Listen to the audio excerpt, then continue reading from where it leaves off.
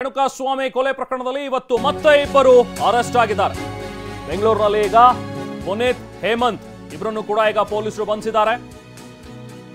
ಬೆಂಗಳೂರಿನಲ್ಲಿ ಮತ್ತಿಬ್ಬರ ಬಂಧನ ಆಗಿದೆ. ಈಗ ಪುನೀತ್ ಮತ್ತು ಹೇಮಂತ್ ಒಟ್ಟು ಇವತ್ತು ನೋಡಿದ್ರೆ 4 ಜನರು ಅರೆಸ್ಟ್ ಆದಂತಾಗತ್ತೆ. ಈಗ 4 ಜನ ಏನು ಅಬ್ಸ್ಕಾಂಡಿಂಗ್ ಆಗಿದ್ರಲ್ಲ, ಆ 4 ಜನ ಇವತ್ತು ಅರೆಸ್ಟ್ ಆಗಿದ್ದಾರೆ. ಕಾರಿನ ಮೇಲಿನ ರಕ್ತದ ಗುರುತುಗಳನ್ನ, ಹಾಗೆ ಅದನ್ನ ಪುನೀತ್ ಶವ ಶಿಫ್ಟ್ಗೆ ಸ್ಕಾರ್ಪಿಯೋ ಕಾರನ್ನ ನೀಡಿದಂಥ ಒಂದು ಆರೋಪಿ ಆತ ಚಿತ್ರದುರ್ಗದಲ್ಲೂ ಕೂಡ ಇಬ್ಬರನ್ನ ಈಗಾಗಲೇ ಪೊಲೀಸರು ಅರೆಸ್ಟ್ ಮಾಡಿದ್ದಾರೆ. ಒಬ್ಬ ಹೇಮಂತ್ ಅಂತ ಹೇಳಿ ಏನು ಅರೆಸ್ಟ್ ಆಗಿದ್ದಾನೆ, ಆತ ಕೂಡ ಸಾಕ್ಷ್ಯವನ್ನ ನಾಶಪಡಿಸಿದ್ದ ಅಂತ ಹೇಳಿ, ಅಂದ್ರೆ ಕಾರಿನ ಮೇಲೆ ಏನೊಂದು ರಕ್ತದ ಗುರುತಿತ್ತು, ಕಲೆ ಇತ್ತು, ಅದನ್ನ ವಾಶ್ ಮಾಡಿದ್ದಂತ ಹೇಮಂತ್. ಇಬ್ಬರನ್ನು ಈಗ ಪೊಲೀಸರು ವಶಕ್ಕೆ ಪಡ್ಕೊಂಡಿದ್ದಾರೆ, ಕೋರ್ಟ್ಗೆ ಹಾಜರುಪಡಿಸ್ತಾರೆ, ನಂತರ ತಮ್ಮ ಸುಪರ್ದಿಗೆ ಪಡ್ಕೊಳ್ತಾರೆ. ಪುನೀತ್ ಶವ ಶಿಫ್ಟ್ಗೆ ಅಂದ್ರೆ ರೇಣುಕಾಸ್ವಾಮಿಯ ಬಾಡಿಯನ್ನ ಶಿಫ್ಟ್ ಮಾಡೋದಕ್ಕೆ ಸ್ಕಾರ್ಪಿಯೋ ಕಾರನ್ನ ಕೊಟ್ಟಿದ್ದಂತಾತ.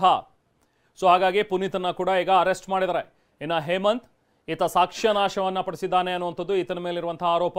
ಈತ ರಕ್ತದ ಕಲೆಗಳನ್ನೆಲ್ಲವನ್ನು ಕೂಡ ಈತ ಒರೆಸಿದ್ದ, ಕ್ಲೀನ್ ಮಾಡಿದ್ದ ಅನ್ನುವಂಥದ್ರ ಬಗ್ಗೆ ಇರುವಂತಹ ಆರೋಪ.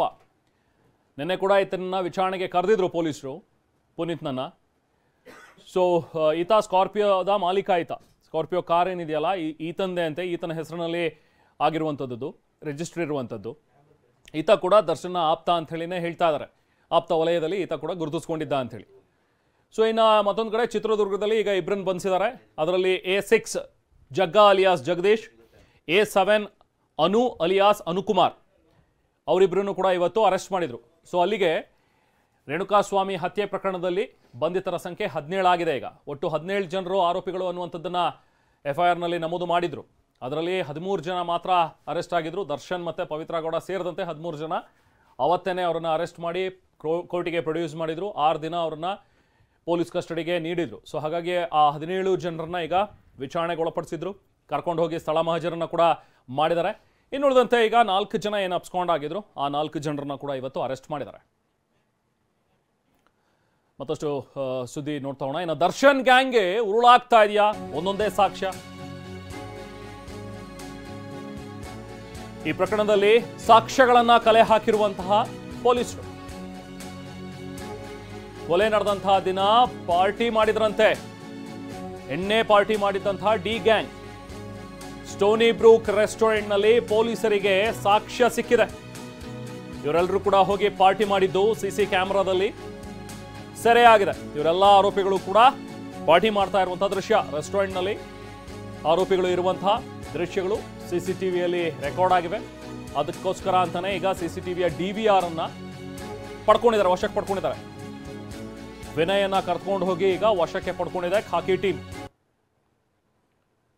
ವಿನಯ್ ಈ ಸ್ಟೋನಿ ಬ್ರೂಕ್ ರೆಸ್ಟೋರೆಂಟ್ ಏನಿದೆಯಲ್ಲ ಅದರ ಮಾಲೀಕ. ಈತ ಕೂಡ ಆರೋಪಿ. ರೇಣುಕಾಸ್ವಾಮಿ ಹತ್ಯೆ ಪ್ರಕರಣದಲ್ಲಿ ಆರೋಪಿ ಆಗಿರುವಂತಹ ವಿನಯ್. ಈ ವಿನಯ್ ಸ್ಟೋನಿ ಬ್ರೂಕ್ನ ಮಾಲೀಕನೂ ಹೌದು, ಜೊತೆಗೆ ವಿನಯ್ಗೆ ಸೇರಿದಂತಹ ಶೆಡ್ ಅದು. ಇನ್ನು ಪಟ್ಟಣಗೆರೆ ಜಯಣ್ಣ ಇದ್ದಾರೆ, ಅವರು ಸೋದರ ಮಾವ ಆಗ್ಬೇಕಂತೆ ವಿನಯ್ಗೆ. ಸೊ ಹಾಗಾಗಿ ವಿನಯನೇ ಇಲ್ಲಿಗೆ ಕರ್ಕೊಂಡು ಹೋಗೋಣ, ನಮ್ಮ ಶೆಡ್ನಲ್ಲೇ ಇವನಿಗೆ ಟ್ರೀಟ್ಮೆಂಟ್ ಕೊಡೋಣ ಅಂತ ಹೇಳಿ ಕರ್ಕೊಂಡು ಹೋಗಿ ಟಾರ್ಚರ್ ಕೊಟ್ಟಿರೋದು ಅನ್ನುವಂಥದ್ದು ಕೂಡ ಪೊಲೀಸರ ತನಿಖೆಯಲ್ಲಿ ಗೊತ್ತಾಗಿರುವಂಥ ವಿಚಾರ. ಸೊ ಹಾಗಾಗಿ ಈಗ ಸ್ಟೋನಿ ಬ್ರೂಕ್ ರೆಸ್ಟೋರೆಂಟ್ಗೆ ಕರ್ಕೊಂಡು ಹೋಗಿದ್ದಾರೆ. ಕರ್ಕೊಂಡು ಹೋಗಿ ಅಲ್ಲಿದ್ದಂತಹ CCTV ಫುಟೇಜ್ನ DVR ಅನ್ನು ವಶಕ್ಕೆ ಪಡ್ಕೊಂಡಿದ್ದಾರೆ. ನೋಡಿ, ಫೋಟೋದಲ್ಲಿ ನೋಡ್ತಾ ಇದ್ದೀರಿ ವಿನಯ್. ಈತ ಸ್ಟೋನಿ ಬ್ರೂಕ್ನ ರೆಸ್ಟೋರೆಂಟ್ ಏನಿದೆಯಲ್ಲ, ಸ್ಟೋನಿ ಬ್ರೂಕ್ ರೆಸ್ಟೋರೆಂಟ್ ಅದರ ಮಾಲೀಕ. ಜೊತೆಗೆ ದರ್ಶನ ಆಪ್ತ. ಹಲವಾರು ಪಾರ್ಟಿಗಳು, ಎಣ್ಣೆ ಪಾರ್ಟಿಗಳು ಎಲ್ಲವೂ ಕೂಡ ಇಲ್ಲಿ ರೆಸ್ಟೋರೆಂಟ್ನಲ್ಲಿ ಆಗಾಗ ನಡೀತಾ ಇತ್ತು ಅಂತ ಹೇಳಿ ಕೂಡ ಪೊಲೀಸರು ಮಾಹಿತಿಯನ್ನು ಪಡ್ಕೊಂಡಿದ್ದಾರೆ. ಹೋಟೆಲ್ ಉದ್ಯಮಿ ದರ್ಶನ್ ಜೊತೆಗೆ ಇರ್ತಾ ಇದ್ದಂಥ ದರ್ಶನ್ನ ಆಪ್ತ ಕೂಡ. ಸೊ ಈಗ ಈ ಆರೋಪಿಗಳೆಲ್ಲರೂ ಕೂಡ ಪಾರ್ಟಿ ಮಾಡಿರೋದ್ರ ಬಗ್ಗೆ ವಿಜುವಲ್ಸನ್ನು ಅವರು ಕಲೆ ಹಾಕ್ತಾ ಇದ್ದಾರೆ.